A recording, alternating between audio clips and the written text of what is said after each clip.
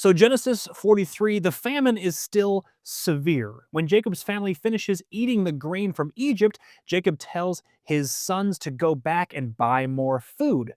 Judah reminds him that the man was very clear, speaking of Joseph, that you won't see my face unless your brother is with you. If you'll send Benjamin, we'll go. If not, we won't, because the man said we can't see him without Benjamin.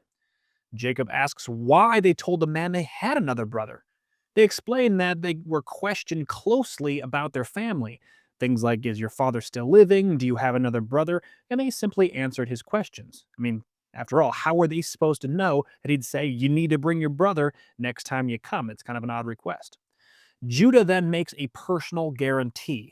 Send the boy with me. I'll bear the blame before you all my life if I don't bring him back. If we hadn't delayed, we could have gone and returned twice already. Jacob finally agrees. Take double the amount of silver plus the silver that was returned in your sacks. Perhaps it was a mistake, and take Benjamin. When they arrive in Egypt and Joseph sees Benjamin with them, he tells his steward to take the men into his house and prepare a meal. The brothers are frightened when they are taken to Joseph's house. They think that they are being brought in because of the silver returned in their sacks to attack us, overpower us, and seize us as slaves.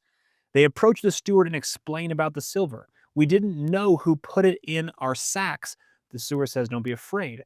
Your God and the God of your father has given you treasure in your sacks. I receive your silver. Then he brings Simeon out to them. Remember, Simeon has been in prison this whole time, and Jacob took his sweet time sending his boys back. Not super nice. The steward takes them inside and gives them water to wash their feet and provides fodder for their donkeys. They prepare their gifts for Joseph's arrival at noon because they heard that they will eat there.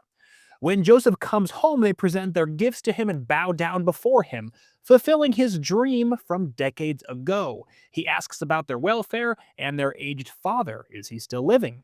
They say, your servant, our father, is still alive and well, and they bow down again. Joseph looks at Benjamin, his only full brother. He's so moved that he has to leave the room in order to weep. He washes his face and composes himself and then returns. He has them seated in order of their ages from firstborn to youngest. The brothers look at each other in astonishment. How does he know their birth order? This is starting to get really weird. The food is served, and Benjamin gets 5 times as much as anyone else. In that culture, giving someone a larger portion was a sign of special favor.